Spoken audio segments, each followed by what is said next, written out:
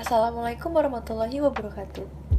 Perkenalkan, nama saya Diva Aisyah Putri, mahasiswa Sosiologi Universitas Brawijaya dengan NIM 225121071111026. Pada kesempatan kali ini, saya ingin menjelaskan apa itu hukum dan masyarakat yang merupakan tugas ujian tengah semester pada mata kuliah hukum dan masyarakat. Dan pada kesempatan kali ini, saya ingin menjelaskan hukum dan masyarakat menurut Lawrence M. Friedman, yang merupakan seorang ahli hukum dan sejarawan dari Amerika Serikat. Lawrence M. Friedman merupakan sejarawan yang telah menulis banyak buku tentang sejarah hukum Amerika Serikat. Ia meyakini bahwa hukum dan masyarakat selalu berinteraksi dan saling mempengaruhi satu sama lain. Menurut Friedman sendiri, hukum tidak dapat dipahami secara terpisah dari masyarakat, karena hukum merupakan produk dari kepentingan dan nilai-nilai dalam masyarakat. Lawrence M. Friedman mengemukakan bahwa efektif dan berhasil tidaknya penegakan hukum tergantung dari 3 unsur. Nah, 3 unsur itu terdiri dari struktur hukum atau structure of law, yang kedua ada substansi hukum atau substance of the law, dan yang terakhir ada budaya hukum atau legal culture. Lalu, adapun pokok-pokok pikiran dari Lawrence M. Friedman atau Lawrence M. Friedman dalam bukunya yang berjudul The Legal System, A Social Science Perspective atau Sistem Hukum dalam Perspektif Ilmu Sosial.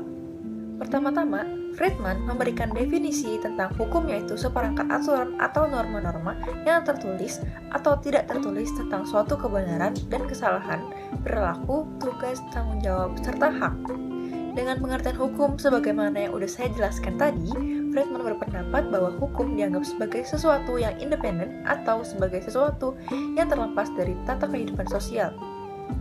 Pandangan yang demikian itu menganggap bahwa struktur dan aturan hukum tersebut berada dalam tataran teoritis, sementara tindakan atau perilaku berada dalam tataran kehidupan. Selanjutnya, saya ingin menjelaskan 3 pokok pikiran menurut Lawrence M. Friedman. Yang pertama ada struktur hukum atau legal structure, merupakan kelembagaan yang diciptakan oleh sistem hukum itu dengan berbagai macam fungsi dalam rangka mendukung bekerjanya sistem tersebut. Komponen ini memungkinkan untuk melihat bagaimana sistem hukum itu memberikan bagaimana pelayanan terhadap penggarapan bahan-bahan hukum secara teratur. Lalu, struktur hukum atau yang bisa disebut peranata hukum ini dalam teori si Lawrence M. Friedman, hal ini disebut sebagai sistem struktural yang menentukan bisa atau tidaknya hukum itu dilaksanakan dengan baik.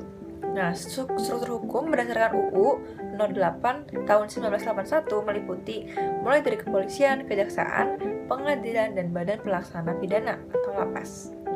Yang kedua ada substansi atau legal substansi, atau tadi bisa kita sebutkan itu substansi of the law. Substansi of the law itu dari sistem hukum yang berupa peraturan-peraturan, keputusan-keputusan yang digunakan baik oleh pihak yang mengatur maupun yang diatur. Dan selanjutnya ada budaya atau legal culture, terdiri dari nilai-nilai dan sikap-sikap yang mempengaruhi bekerjanya hukum atau culture hukum. Culture hukum inilah yang berfungsi sebagai jembatan yang menghubungkan antara peraturan hukum dengan tingkah laku hukum seluruh warga masyarakat. Friedman sendiri membagi budaya hukum tersebut menjadi 2, yaitu pertama ada internal legal culture, yaitu budaya hukum para hakim dan pengacara atau penegak hukum pada umumnya. Dan yang kedua ada external legal culture, yaitu budaya hukum dari masyarakat luas. Lalu selanjutnya, budaya hukum merupakan bagian dari budaya hukum kebiasaan, opini cara bekerja dan berpikir yang mengikat masyarakat untuk mendekat dan menjauh dari hukum dengan cara khusus. Dalam rangka pikir yang demikian, Friedman memandang bahwa dari ketiga komponen di atas, budaya hukum merupakan komponen yang paling penting. Kenapa Friedman menyebutkan bahwa budaya hukum merupakan komponen yang paling penting? Budaya hukum dipandang sangat menentukan kapan, mengapa dan di mana orang menggunakan hukum, lembaga hukum atau proses hukum, atau kapan mereka menggunakan lembaga lain atau tanpa melakukan upaya hukum. Dengan kata lain, faktor budaya merupakan ramuan penting untuk mengubah struktur statis dan koleksi norma statis menjadi badan hukum yang hidup. Dan ditambahkan lagi budaya hukum ke dalam gambar ibaratkan seperti memutar jam atau menyalakan mesin. Budaya hukum membuat segalanya bergerak. Menurut Friedman, arti pentingnya budaya hukum adalah bahwa konsep ini merupakan variabel penting dalam proses menghasilkan hukum statis dan perubahan hukum. Dan Friedman menyetujui konsep bahwa perubahan-perubahan dalam kesadaran hukum dapat dipengaruhi oleh faktor-faktor eksternal seperti peristiwa-peristiwa ekonomi, politik, dan sosial. Budaya hukum adalah suatu variabel yang saling terkait atau terikat. Kekuatan sosial membuat hukum, tetapi mereka tidak membuatnya langsung. Di satu sisi, kesadaran hukum merubah budaya hukum. Budaya hukum merubah sistem hukum dan sistem hukum mempengaruhi sistem sosioekonomi dan politik dalam cakupan yang lebih luas.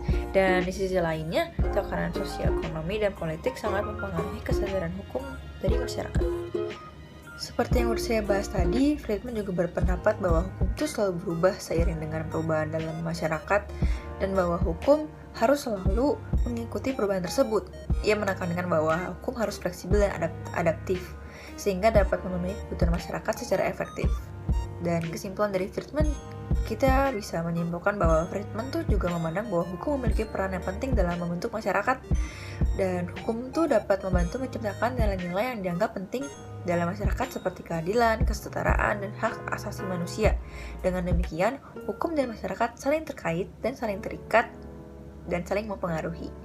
Dan peran hukum dalam membentuk masyarakat nggak bisa dipandang remeh, dan itu sangat penting. Sekian dari saya, jika ada kurangnya mohon maaf. Assalamualaikum warahmatullahi wabarakatuh.